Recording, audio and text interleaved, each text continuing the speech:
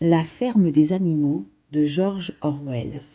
10e et dernier chapitre. Les années passèrent, les saisons défilaient, et avec elles, la brève vie des animaux. Vint un temps où plus personne à la ferme ne se souvenait des jours anciens, d'avant la rébellion, excepté Liseron, Benjamin, Moïse, le corbeau et quelques cochons. Muriel était morte, Violette, Jessie et Canaille étaient morts. John aussi était mort. Il avait fini ses jours dans un foyer pour alcooliques, à l'autre bout du comté. Boule de Neige était oublié. Champion était oublié, sauf des quelques-uns qu'il avait connus. Liseron était à présent une vieille jument pataude, à l'œil chassieux et percluse de rhumatisme. Elle avait dépassé de 2 ans l'âge de la retraite, mais finalement, aucun animal n'avait jamais pris sa retraite. Le projet de réserver un coin du pâturage aux anciens avait été abandonné depuis longtemps. Napoléon était devenu une vieille baderne de 150 kilos. Quant à Baratin, il était si bouffi de graisse qu'il avait de la peine à ouvrir les yeux. Seul le vieux Benjamin était resté le même, à ceci près que son museau grisonnait et que, depuis la mort de Champion, il était plus morose et taiseux que jamais. Il y avait désormais bien plus de bêtes à la ferme, même si le développement n'avait pas été aussi important qu'on l'avait espéré par le passé. Pour ceux, nombreux, qui étaient nés sur place, la rébellion n'était guère plus qu'une vague tradition, transmise de bouche à oreille. Quant à ceux qui avaient été achetés, ils n'en avaient jamais eu vent avant de leur arrivée. La ferme possédait à présent 3 chevaux en plus de Liseron. Honnêtes, travailleurs, bons camarades, mais parfaitement stupides. Aucun n'était capable de déchiffrer l'alphabet au-delà de la lettre B. Et s'ils admettaient sans broncher tout ce qu'on voulait sur la rébellion, les principes de l'animalisme, surtout quand c'était Liseron qui racontait, laquelle leur inspirait un respect quasi filial. Il n'est pas sûr qu'ils y aient entendu quoi que ce soit. La ferme était plus prospère maintenant et mieux organisée. Elle avait même gagné 2 champs. Racheté à M. Pillington, le moulin avait enfin été achevé. Le domaine possédait sa propre batteuse et son monte-foin. De nouvelles dépendances avaient vu le jour. William père s'est payé une voiture à cheval. Le moulin, toutefois, n'avait jamais servi à produire de l'électricité. Sa fonction principale était de moudre le blé, activité qui dégageait un joli profit. Les animaux s'échinaient à bâtir un second moulin avant, lequel, disait-on, accueillerait enfin des dynamos. Mais du luxe dont Boule de Neige avait autrefois fait rêver les animaux, stalles avec électricité, eau courante, chaude et froide, semaine de 3 jours, il n'était plus question. C'étaient là des idées contraires à l'esprit de l'animalisme, avait décrété Napoléon. Travailler dur et mener une vie frugale, tel était, selon lui, le vrai bonheur. La ferme, eût-on dit, s'était en quelque sorte enrichie sans rendre les animaux plus riches, sauf bien entendu les cochons et les chiens, ce qui s'expliquait sans doute en partie par leur grand nombre. Non que les chiens et cochons se soient tournés les pouces, ils besognaient à leur manière, comme Baratin ne se lassait pas de l'expliquer. Le travail de supervision et d'organisation de la ferme était incommensurable. Mais c'était le genre de travail que les autres animaux étaient trop bornés pour comprendre. Par exemple, disait encore Baratin, les cochons dépensaient chaque jour une énergie folle à ces choses mystérieuses qu'ils appelaient dossiers, rapports, comptes rendus, circulaires. Il s'agissait de grandes feuilles de papier que l'on couvrait d'une écriture serrée avant de les jeter au feu. Cette tâche était de la plus haute importance pour la bonne marche de la ferme. Quoi qu'il en soit, les cochons, pas plus que les chiens, ne produisaient directement de nourriture. Or, ils étaient nombreux et mangeaient toujours de bon appétit. Quant aux autres, leur vie, pour autant qu'ils sachent, était telle qu'elle avait toujours été. Ils avaient faim la plupart du temps, couchaient sur de la paille, se désaltéraient à l'étang, labouraient les champs. L'hiver, ils souffraient du froid et l'été, des mouches. Parfois, les plus vieux fouillaient leurs lointains souvenirs pour tenter de se rappeler si au premier jour de rébellion, juste après l'expulsion de John, la situation avait été meilleure ou pire.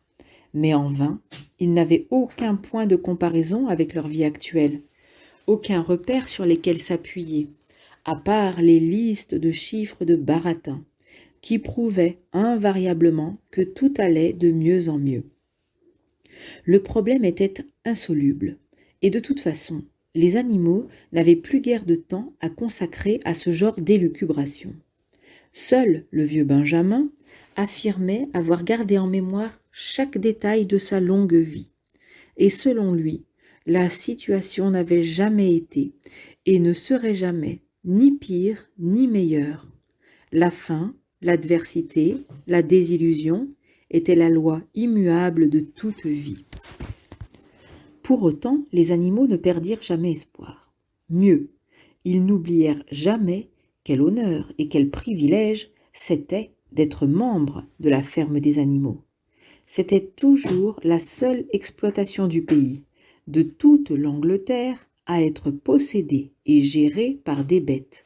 Aucun d'eux, pas même les plus jeunes, pas même les nouveaux venus originaires de domaines éloignés de 20 ou 30 kilomètres, ne cessa jamais de s'en émerveiller. Quand ils entendaient la détonation du fusil, quand ils voyaient le drapeau vert flotter au sommet du mât, leur cœur se gonflait d'une indéfectible fierté. Alors, immanquablement, on évoquait les anciens jours de gloire, l'expulsion de John, la rédaction des 7 commandements, les grandes batailles où l'on avait vaincu l'envahisseur humain. Les rêves d'antan n'avaient pas été abandonnés. On croyait toujours aux prophéties de Major, l'avènement de la République des animaux, la fin de toute emprise humaine sur les verts prés d'Angleterre.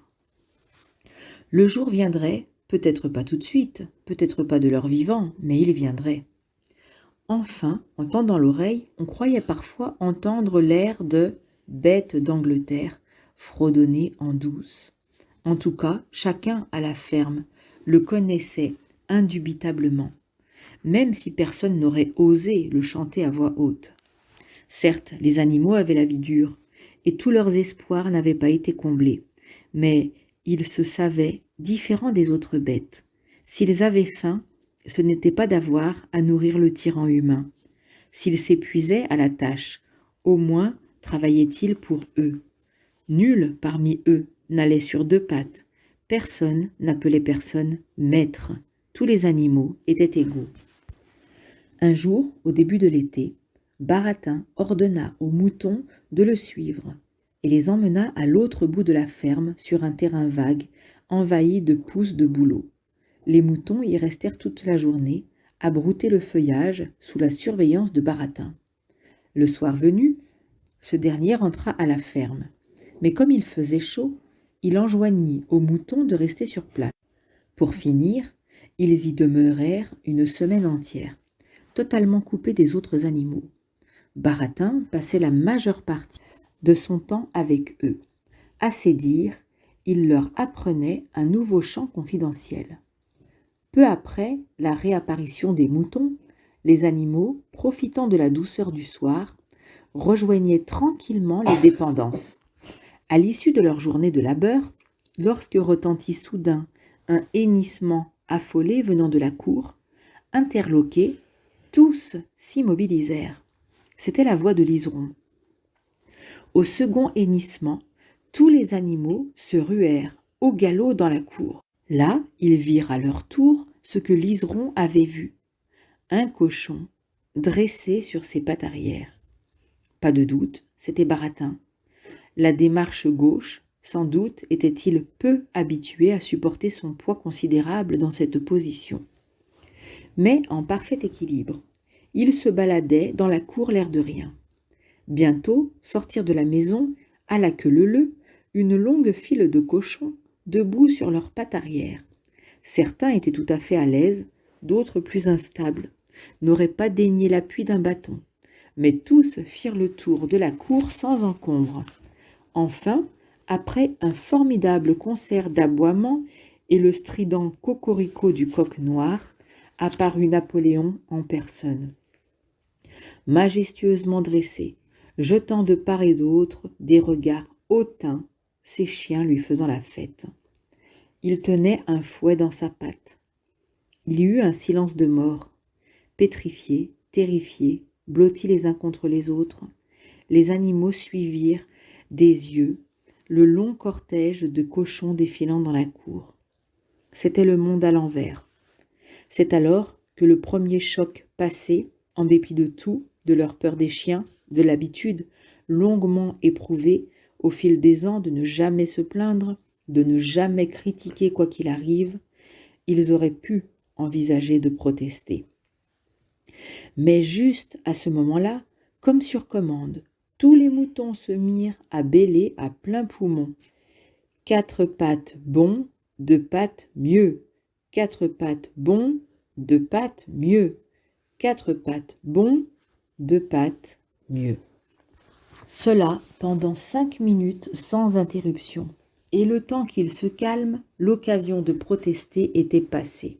Les cochons étaient rentrés dans la maison. Benjamin sentit un museau sur son épaule et se retourna. C'était Liseron.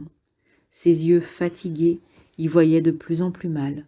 Sans rien dire, elle tira doucement par la crinière et l'emmena au fond de la grange, où ils étaient inscrits, les 7 commandements. Pendant 1 minute ou 2, ils restèrent à contempler le mur goudronné, couvert de lettres blanches. « Je n'y vois plus clair, dit-elle enfin. Même plus jeune, je n'aurais pas été capable de lire ce qu'il y a d'écrit ici. Mais j'ai l'impression que quelque chose a changé sur ce mur. Les 7 commandements, sont-ils toujours les mêmes qu'autrefois, Benjamin ?» Exceptionnellement, Benjamin fit une entorse à ses principes, et il lut ce qui avait écrit sur le mur. Il n'y avait maintenant plus qu'un seul commandement qui disait « Tous les animaux sont égaux, mais certains sont plus égaux que d'autres. » Dès lors, nul ne s'étonna le lendemain de voir les cochons, munis de fouets pour superviser le travail à la ferme. Nul ne s'étonna d'apprendre que le cochon s'était acheté un poste de radio et qu'il se faisait installer le téléphone. Ils étaient abonnés à John Bull, à Titbit et à Daily Mirror. Nul ne s'étonna d'apercevoir Napoléon déambuler dans le jardin, une pipe à la bouche. Non, on ne s'étonna même pas quand les cochons endossèrent les anciens vêtements de John restés dans les placards. Napoléon se montra en veste noire, culotte de chasse et guêtres de cuir, aux côtés de sa truie favorite, drapée de soie moirée, dans la robe du dimanche de Mrs. John. 1 semaine plus tard, dans l'après-midi, plusieurs voitures se présentèrent à la ferme. Une délégation de fermiers voisins avait été conviée à visiter l'exploitation. Ils firent le tour du domaine, très admiratifs de tout ce qu'ils y voyaient, en particulier le moulin. Les animaux étaient occupés à désherber le champ de navets. Appliqués, ils relevaient rarement la tête, ne sachant lesquels ils redoutaient davantage, des cochons ou de leurs hôtes humains. Ce soir-là, la maison résonna d'éclats de rire et de refrains bruyants. À entendre ce concert de voix, les animaux furent soudain surpris de curiosité. Que pouvait-il bien se passer là-dedans, alors que pour la première fois animaux et humains se rencontraient sur un pied d'égalité? Tous ensemble, ils avancèrent en tapinois jusqu'au jardin de la maison. Au portillon, ils firent halte, à moitié tétanisés par leur entreprise. Mais Liseron leur ouvrit la voie. Sur la pointe des pattes, ils s'approchèrent de la maison, et les animaux, suffisamment grands pour atteindre la fenêtre de la salle à manger, épièrent à l'intérieur. Là, autour de la grande table, étaient réunis une demi-douzaine de fermiers. et une demi-douzaine de cochons parmi les plus éminents. Napoléon siégeait au bout, à la place d'honneur. Ainsi attablés, les cochons avaient l'air parfaitement à l'aise. Cette joyeuse compagnie venait manifestement d'interrompre une partie de cartes pour trinquer. Un grand pichet circulait, et chacun remplissait son boc de bière.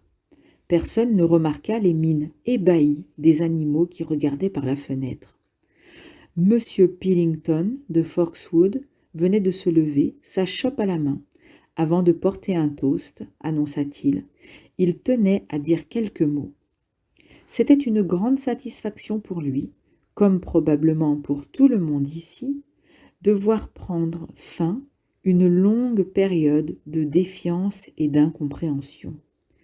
Il fut un temps où, bien que pour sa part il n'ait jamais, pas plus que ses collègues ici présents, abondé dans ce sens, un temps où les respectés propriétaires de la ferme des animaux avaient été considérés non pas avec hostilité, mais disons une certaine appréhension par leurs voisins humains. Des incidents malheureux étaient survenus, des idées mensongères avaient circulé. On avait cru qu'une ferme possédée et administrée par des cochons était, pour ainsi dire, une aberration, qui risquait d'avoir un effet délétère sur le voisinage. Trop de fermiers avaient supposé, un peu hâtivement, qu'une telle exploitation devait être le règne de la licence et de l'indiscipline, craignant par conséquence son influence néfaste sur leurs propres bestiaux, voire sur leurs employés. Mais ce genre de suspicion n'était plus de mise à présent. Aujourd'hui, lui et ses amis avaient visité la ferme des animaux. Ils avaient examiné les moindres recoins et qu'y avaient-ils trouvé? Non seulement des techniques de pointe, mais aussi une discipline et un ordre à rendre jalouse toute la profession. Sans aucun doute, à la ferme des animaux, les bêtes les plus humbles abattaient plus de travail pour moins de nourriture que n'importe où ailleurs dans le comté.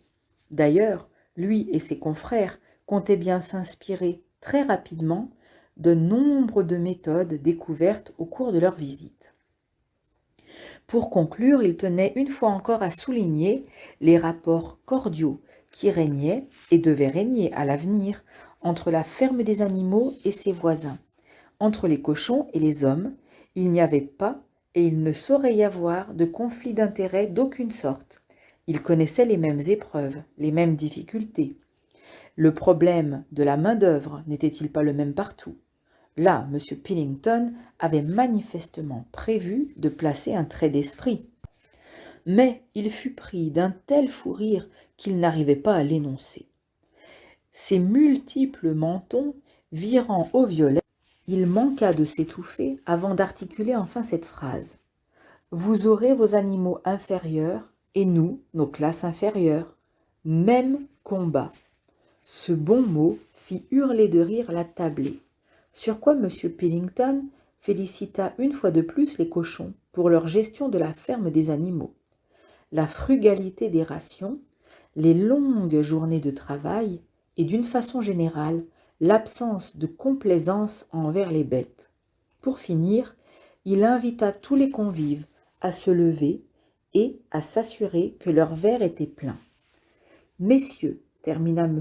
Pillington, je bois à la prospérité de la ferme des animaux. » Et tous, en liesse, de taper des pieds et des mains.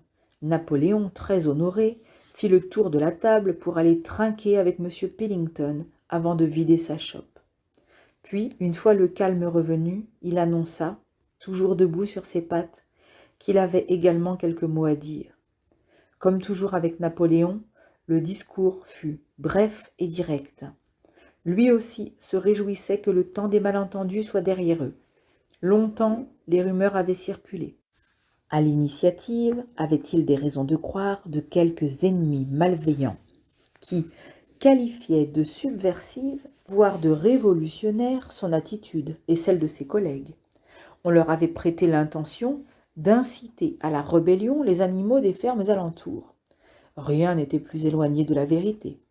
Ils n'avaient d'autre souhait, aujourd'hui comme hier, de vivre en bonne intelligence avec leurs voisins et confrères. Cette ferme, qu'il avait le grand honneur de diriger, ajouta-t-il, était une entreprise coopérative. Des titres de propriété dont il était dépositaire appartenaient à la communauté des cochons. S'il ne doutait pas que c'en était fini des vieilles suspicions, de récents changements dans le fonctionnement du domaine devaient encore renforcer le climat de confiance. Jusqu'alors, les animaux de la ferme avaient l'habitude assez sotte de s'appeler entre eux camarades. On mettrait fin à cette manie. Ils pratiquaient également le rite étrange dont l'origine s'était perdue tous les dimanches matins. Ils défilaient devant le crâne d'un vieux verra fiché sur un poteau dans le jardin. Cette coutume aussi serait abolie. D'ailleurs, le crâne en question avait déjà été enterré. Ces hôtes, enfin, avaient peut-être observé le drapeau vert qui flottait dans le jardin. Le cas échéant, ils avaient sans doute remarqué que la corne et le sabot blanc qui y étaient précédemment peints venaient d'être effacés. Désormais, l'étendard de la ferme serait un simple drapeau vert. Il n'avait qu'un reproche à faire à l'excellent et chaleureux discours de M. Pillington. Tout le long, ce dernier avait évoqué la ferme des animaux. Il ne pouvait évidemment pas savoir, car lui-même, Napoléon, ne l'avait pas encore officiellement annoncé, que cette dénomination avait été abandonnée. Désormais, le domaine s'appellerait la ferme du manoir, ce qui du reste, si sa mémoire était bonne, était son véritable nom originel. Messieurs, conclut Napoléon, je porterai donc le même toast que mon prédécesseur, mais sous forme différente. Remplissez vos chopes à ras-bord et buvons, monsieur, à la prospérité de la ferme du manoir. De nouveau, les convives applaudirent avec entrain et vidèrent leurs bocs d'un trait.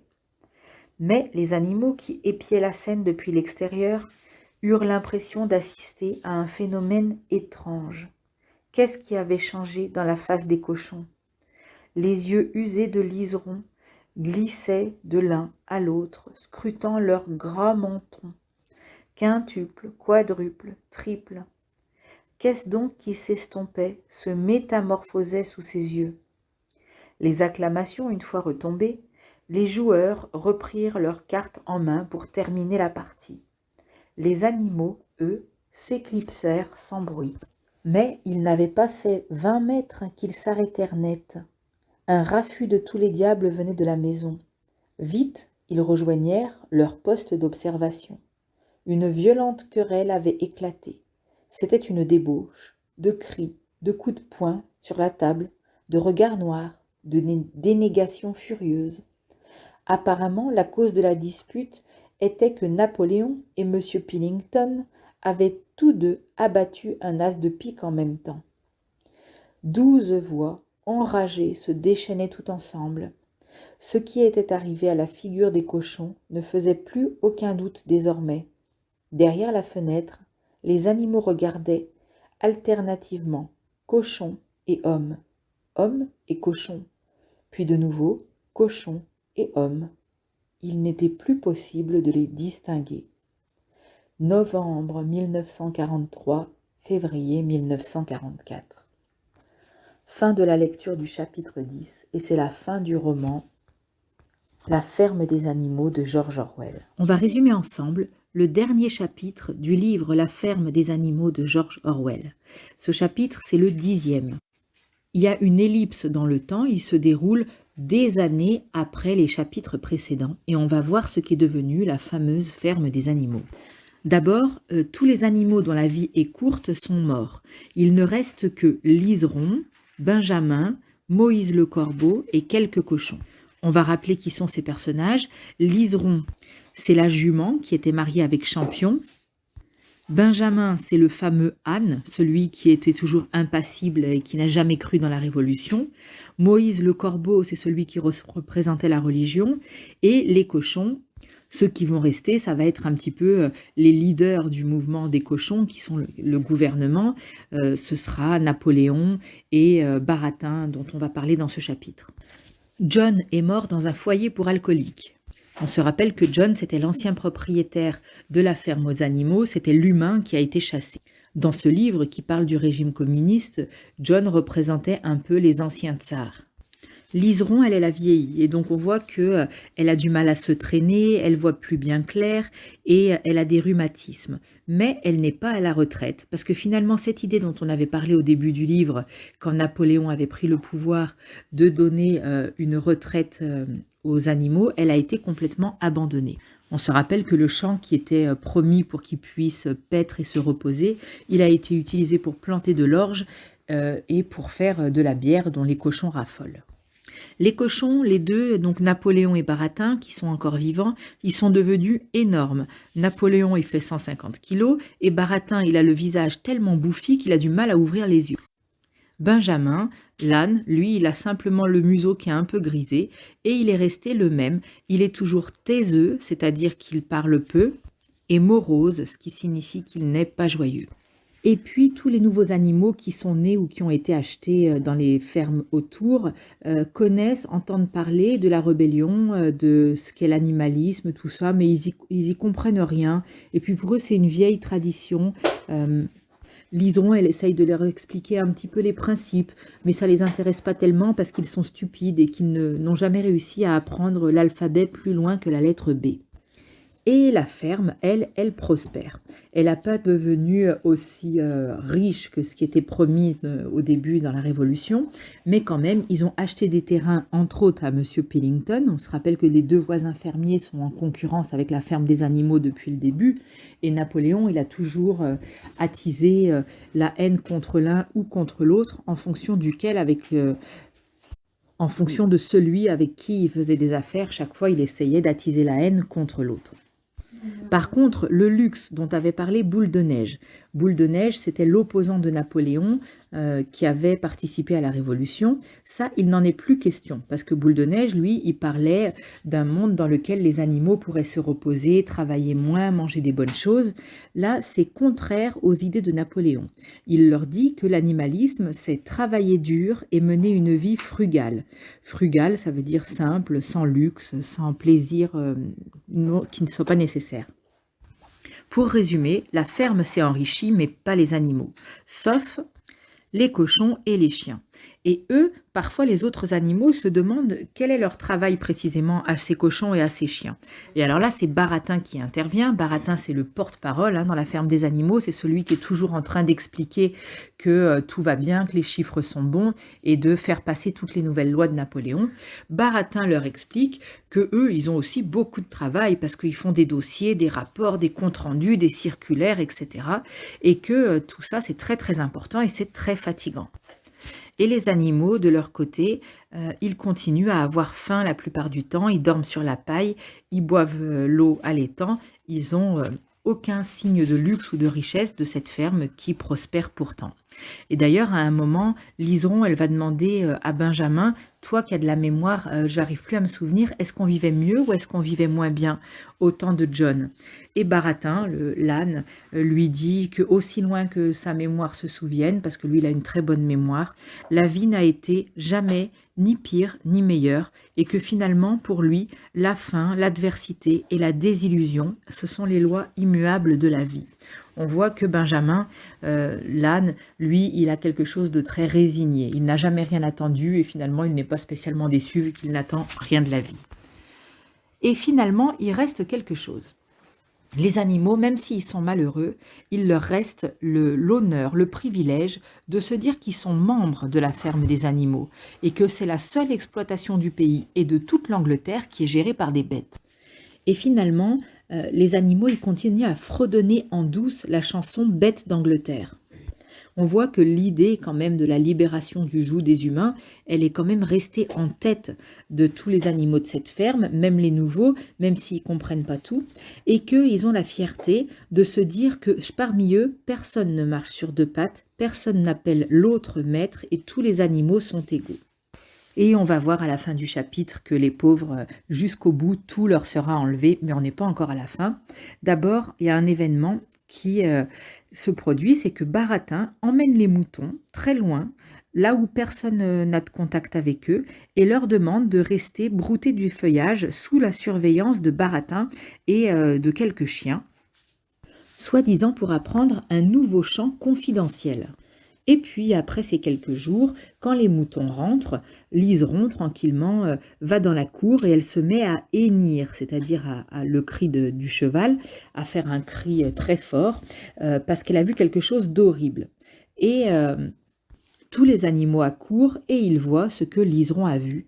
Qu'est-ce que c'est? C'est un cochon dressé sur ses pattes arrière.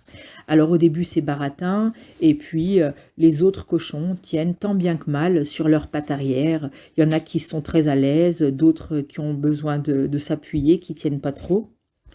Et puis Napoléon sort en personne, majestueusement dressé, jetant de part et d'autre des regards hautains.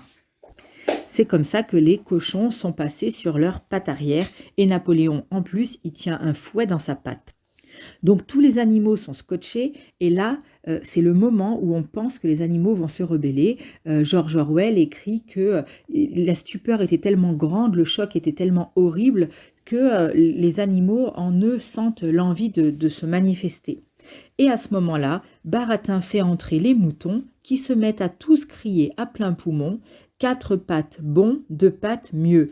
Quatre pattes bon, deux pattes mieux. Et il répète comme ça en boucle et en boucle ce slogan, qui est bien évidemment le contraire du slogan à l'origine, hein, parce que les animaux, au début, leur slogan, c'était quatre pattes bien, quatre pattes pas bon. Et les autres animaux, ils sont scotchés par tout ce cirque. Et puis finalement, quand enfin les moutons se taisent, Napoléon est parti et le moment de rébellion n'a pas eu lieu parce qu'il y a tous ces jeunes enragés. On voit, ça représente un petit peu toutes les jeunesses embrigadées qu'il y a pu avoir, autant en Russie que dans le nazisme et un peu partout, hein. Chaque fois qu'il y a des mouvements extrêmes, souvent ils embrigadent la jeunesse. Et Liseron, elle en peut plus, elle est tellement triste, tellement vieille, elle a vu tellement de choses horribles. Elle prend Benjamin à part et elle lui dit: je ne sais pas lire les 7 commandements, mais est-ce que tu veux bien le faire pour moi? Et Benjamin, il a comme principe de ne jamais se mêler de la politique, mais pour une fois, il accompagne Liseron au fond de la grange et sur le mur, il ne reste plus qu'un de ses commandements. Et c'est: tous les animaux sont égaux, mais certains sont plus égaux que d'autres. Et dès le lendemain, les cochons utilisent toutes les choses qui sont dans la maison. Le téléphone, le journal, ils mettent les vêtements de John, la femelle favorite de Napoléon, mais aussi les robes en soie de la femme de John, etc. Et le tableau final, qui sera la dernière scène de ce livre, c'est un après-midi, une semaine plus tard, où les fermiers voisins sont invités à venir visiter la ferme. Ils sont très admiratifs, ils trouvent que tout est merveilleux, que la ferme marche super bien et à la fin de la journée, ils sont invités à aller passer la soirée dans la maison des humains qui est maintenant habitée par les cochons. Donc tous les animaux de la ferme avancent tout doucement pour venir écouter à la fenêtre ce qui se passe. Et là, ils sont en train de jouer aux cartes et de boire du whisky. Monsieur Pillington, qui est donc leur voisin, est en train de faire un discours. Et il félicite Napoléon pour sa gestion de la ferme. Il lui dit: au début, quand les animaux ont pris le pouvoir, on s'est inquiété, on a pensé qu'ils risquaient de donner plus de liberté aux animaux, de leur donner des idées de rébellion, etc. Et finalement, on a constaté que chez vous, la ferme tourne très bien, que les animaux travaillent beaucoup plus, qu'ils mangent moins et qu'ils ne se plaignent jamais. Et il dit que finalement, les animaux, ils sont un petit peu comme les humains, ils ont eux aussi leur classe inférieure et ça fait bien rire tout le monde. Les animaux, les autres animaux de la ferme qui ne sont pas les cochons, écoutent tout ça tétanisés derrière la fenêtre. Et ensuite, c'est Napoléon qui va prendre la parole. Il va faire un discours bref et direct.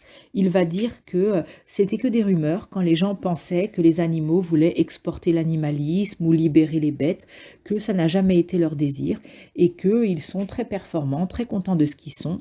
Et d'ailleurs, ils vont abandonner certaines pratiques, comme par exemple, quand il y avait une patte sur leur drapeau, c'est fini, maintenant il y aura un drapeau vert sans signe d'animal, ce sera suffisant. Ou alors, quand ils défilent le dimanche devant un crâne, ils disent que finalement c'est une très mauvaise idée, qu'ils ne vont plus faire ça non plus. Et en fait, tous les symboles de la Révolution vont être effacés. Et puis tout le monde fait une petite blague en disant: «Allez, maintenant il est temps de boire». Et sous les yeux de Liseron, qui est un peu le symbole, le dernier témoin de celle qui a connu la Révolution, elle se dit à quelque chose qui est étrange, c'est ces cochons. Et elle regarde un peu les hommes, un peu les cochons, et elle se dit, leur menton s'estompe, ils ressemblent de plus en plus à quelque chose, mais quoi? Et puis d'un coup, ils vont se mettre à se battre pour leur jeu de cartes, parce que il y a deux, il y a Napoléon et Pillington qui sortent tous les deux un as de pique en même temps. On voit qu'ils sont aussi voleurs et aussi menteurs l'un que l'autre. Et alors les animaux se mettent à les regarder sous l'un puis l'autre, et ils réalisent que ce n'est plus possible de les distinguer, parce que les hommes et les cochons sont tellement pareils qu'ils se confondent. Et c'est la fin de ce livre. George Orwell, il a été au bout de sa démonstration, qui était de montrer que finalement, les révolutionnaires du début n'ont pensé qu'à leur intérêt et sont devenus à leur tour une classe dominante qui opprime le peuple étant évidemment symbolisé par les animaux, et que finalement, l'un et l'autre se valent. Il a un petit peu, finalement, George Orwell, la même position que l'âne Benjamin. Il est pessimiste, il n'a pas d'espoir dans cette révolution et il n'a pas non plus de surprise dans la fin tragique qui arrive. Voilà, c'est la fin de ce résumé. N'hésitez pas à partager avec moi votre ressenti sur ce livre, vos questions, ce que vous avez apprécié ou pas.